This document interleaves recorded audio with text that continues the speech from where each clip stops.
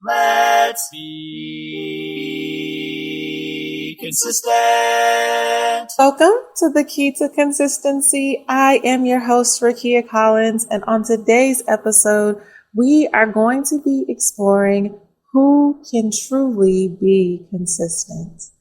We here at this podcast, I will tell you that my belief is that everyone has the ability to be. Consistency is not for a select group of people, but I will say that consistency is one of those qualities that can seem very exclusive, can seem very aloof, and it's something that few people are able to master. But when you do master the ability to be consistent, it will literally change the course of your life.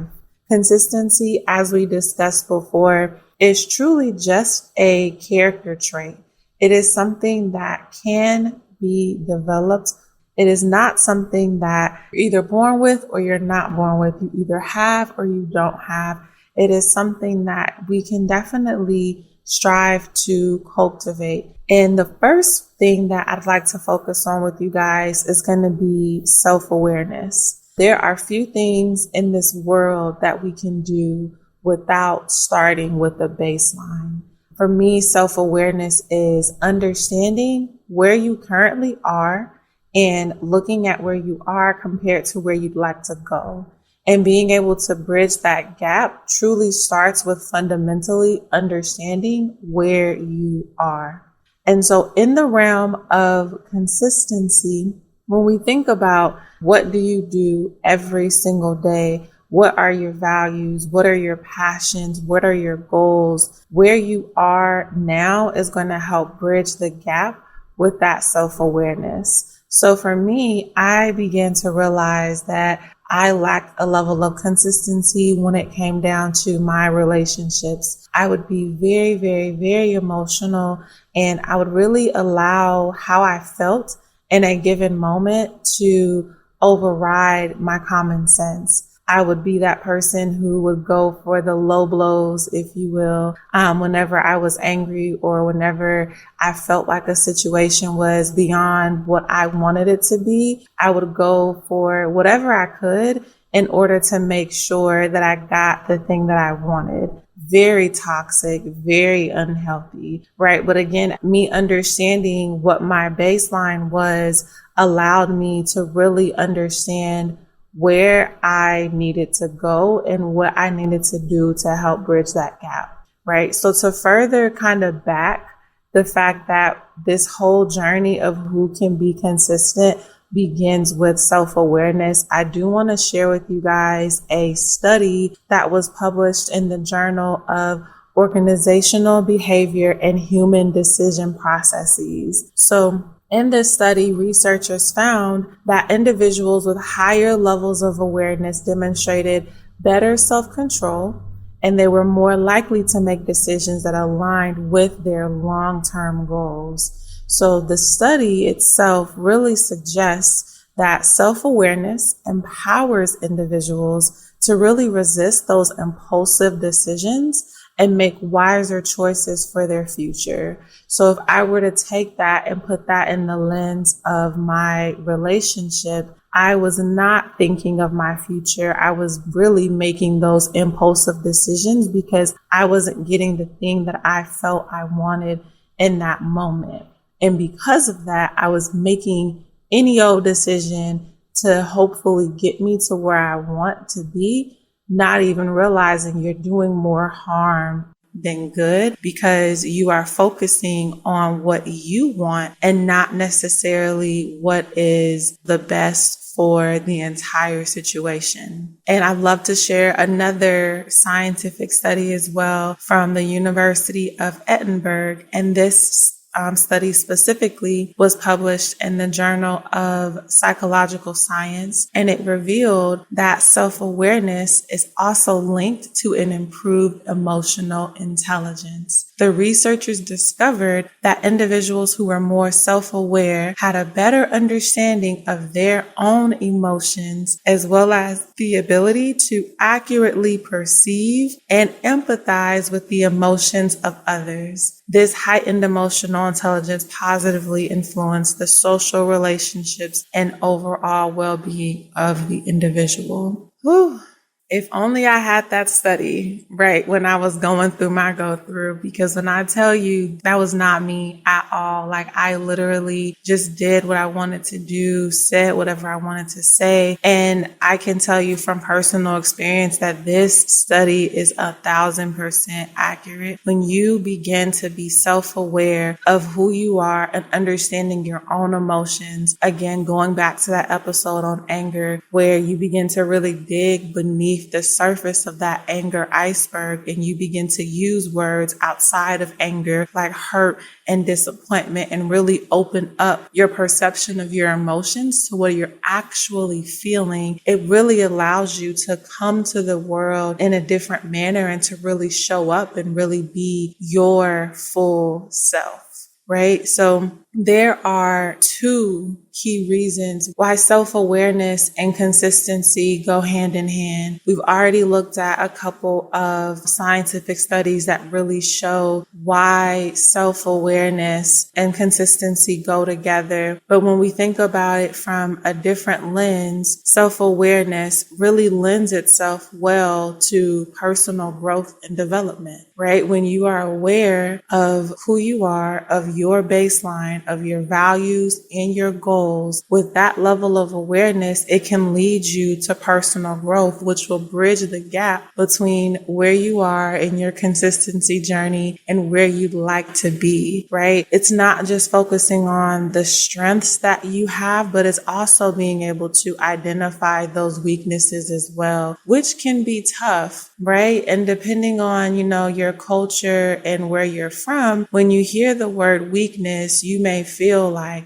I'm not weak. I don't identify with that. But that's not necessarily the truth for everyone, right? And I'd like you to reframe the word consistency to, weakness to like area of improvement, right? Like that's what I generally like to coin that word, especially when, let's say you're on a job interview and the interviewer were to ask you like, what are some of your weaknesses? You can literally say, well, some areas of improvement you can list them out, right? Because depending on, again, how you relate to the word weakness, you may not have the best relationship with that term. And if you're truly working on getting better at that particular item anyway, it just makes sense to call it an area of improvement. I recognize it for what it is, right? I'm not labeling it as a weakness because it's not going to always be that for me. I am eventually going to conquer the thing that I may not be great at this particular point.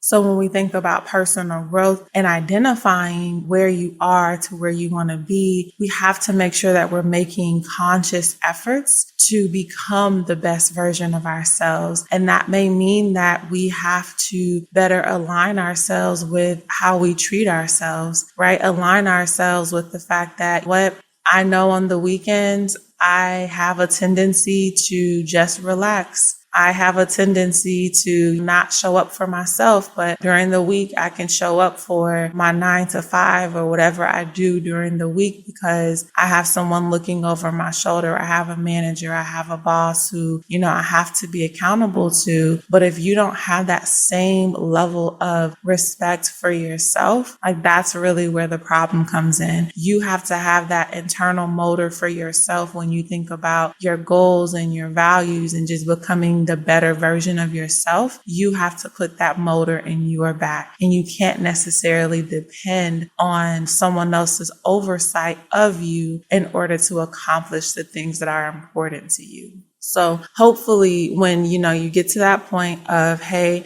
I'm going to put in this conscious effort to be the best version of myself, you can begin to, of course, recognize those patterns and break those patterns, break those negative cycles and replace them with cultivating positive habits to really align yourself with your goal. When you do that on a consistent basis, you practice, recognizing patterns, and then you practice, breaking those negative cycles. It'll ultimately lead you to cultivating positive habits that will align with where you see yourself in life.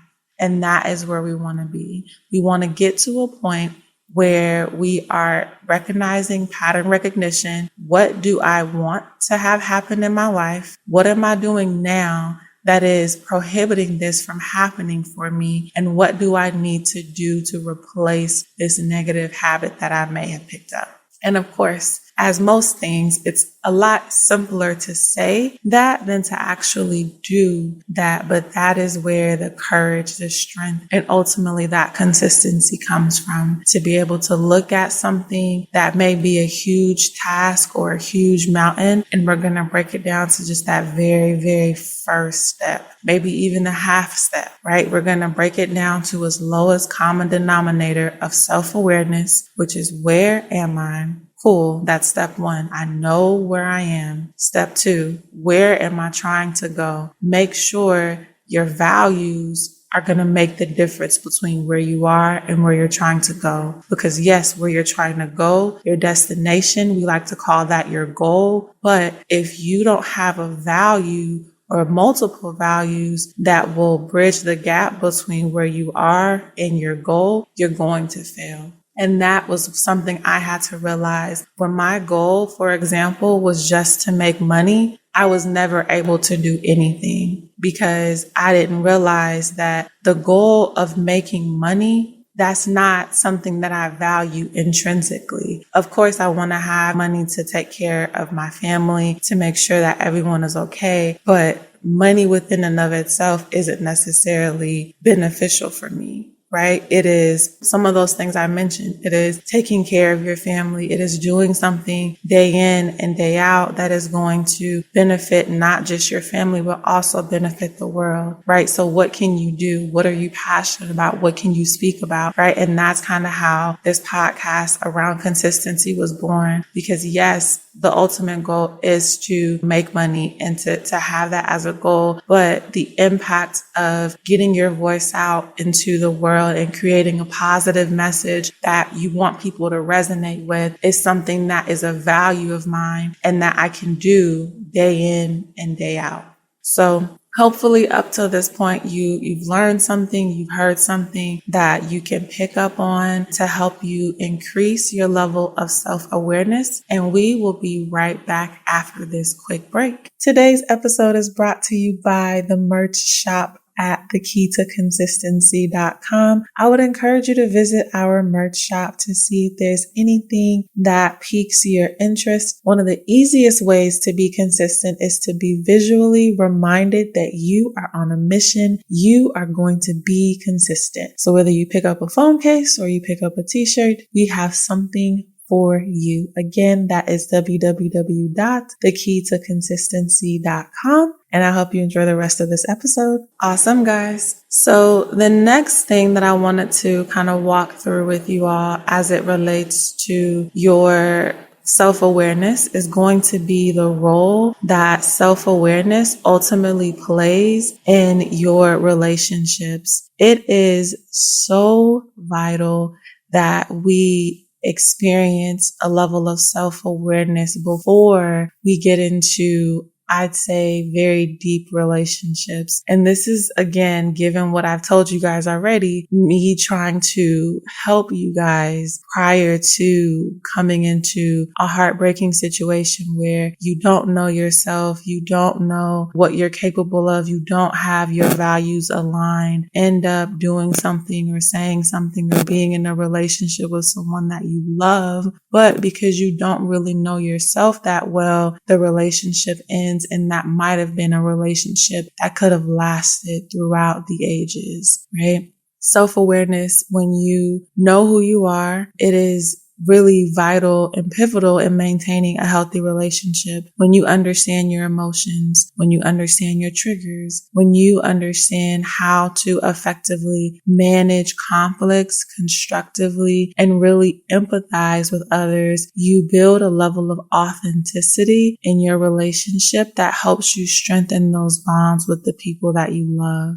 It is the worst feeling in the world to not fully know and be able to embrace who you are, and then you turn around and expect someone else to give you who they are fully, but you're not really who you are fully. vulnerability, right? And sometimes it may not even be that you're trying to hide yourself. It may just be a lack of knowledge. You might not have spent the time you needed to with yourself in order to effectively build a relationship with someone else. And so that's why I would personally encourage you to make sure that you spend time with yourself, time to reflect on those values and those passions. And I'm very big on writing things down. So I would encourage you to write them down, put them in a visible place, right? And if you're already in a relationship, be open with your partner and tell your partner like, hey, I'm starting a self-awareness journey. I'm starting a self-healing journey. That could be, taking some of the strategies from today's episode, or if you know that you need to actually go to a therapist and you need to actually express, your thoughts and how you feel to someone, whatever your past, may contain, do that. Like, don't believe that, man, because I'm already, I feel like I'm behind the curve. I need to just drop everything and just focus on myself. That may not be a wise thing to do, right? You may really want to sit and think through, how is this decision impacting those around me? Again, especially if you already have a family, you already have that foundation built up.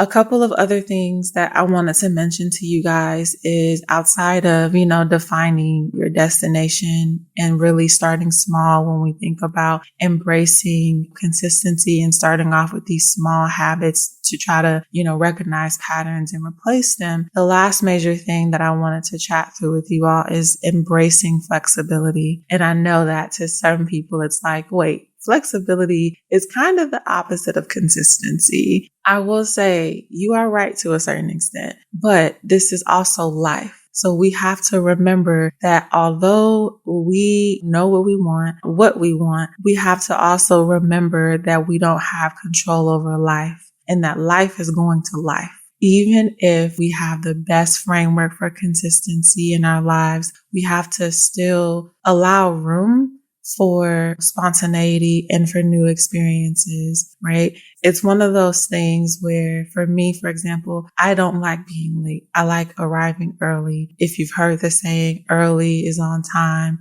time is late, and late is unacceptable. I personally strive for that, right? I strive to be early because to me, early is on time. Right. But just because I'm going someplace and I'm striving to be early, what happens if I hit traffic? Right. Like, that is not, if I know it is important for me to consistently be on time, and sometimes you unexpected traffic, right?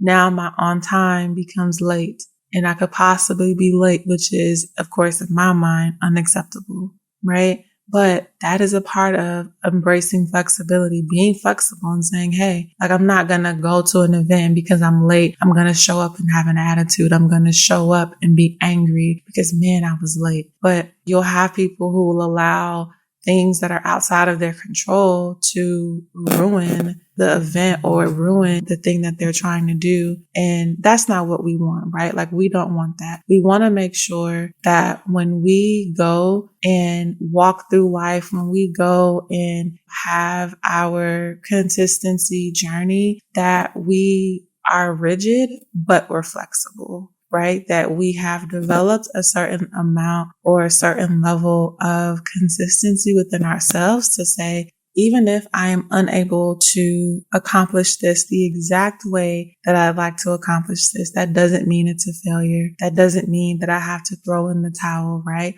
All that means is that I need to be more flexible and take those times to breathe. Like, I know for me, when I've been late for a couple of things, I've just been like, you know what, Rakeyia, just breathe. Like, and I find that when I breathe and I'm like fully relaxed in the moment, it allows me to not be so upset internally, to not be angry with myself, and to still show up to that place I was heading and have an excellent time and have a wonderful time, right? And so hopefully from today's episode, you've been able to gather that consistency is not reserved for a select few. That consistency starts with understanding who you are, which is where self-awareness comes into play. And it helps to really bridge the gap to cultivating those positive habits and really finding that delicate balance between consistency and being spontaneous. Those are really some of the key takeaways from our time together. And hopefully you were able to find something in that really was able to speak to you. And as always, we are going to end today's episode with a verse, my favorite book. Today's verse comes from 2 Timothy chapter 2, verse 13. If we are faithless, he remains faithful, for he cannot deny himself. That, of course, is talking about God, our Father, and how he is going to be faithful even if we are not faithful. That is so critical. That is so crucial. And that is so important. Because what we have to understand about God is one of his characteristics is being what they refer to oftentimes in the Bible as steadfast, unmovable, right? That is akin to consistency. Consistency, as we hear from this verse, is not dependent upon the other person. As the verse says, if we are faithless, he remains faithful, for he cannot deny himself. What does that mean? Being faithful is so incredibly ingrained in who God is that irrespective of whatever we may do, he does not have the ability to change himself based on the impact of other people.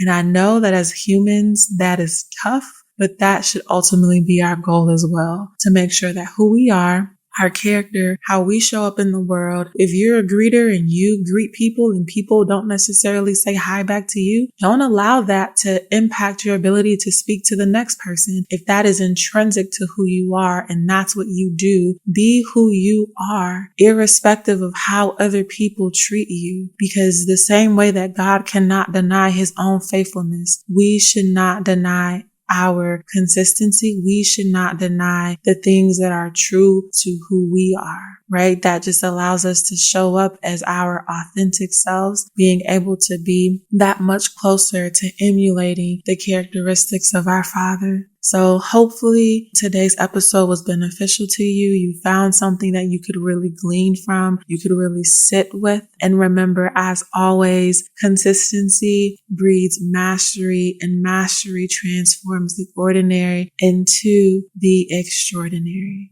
Thank you so much for listening to today's episode of The Key to Consistency. Wherever you are listening to this podcast, it would mean everything to me if you could rate it, review it, reach out to me on Instagram. Would love your feedback, would love to hear anything you like, anything you don't like. Please feel free to share this episode with someone that you think could benefit from it. And until next time, bye guys.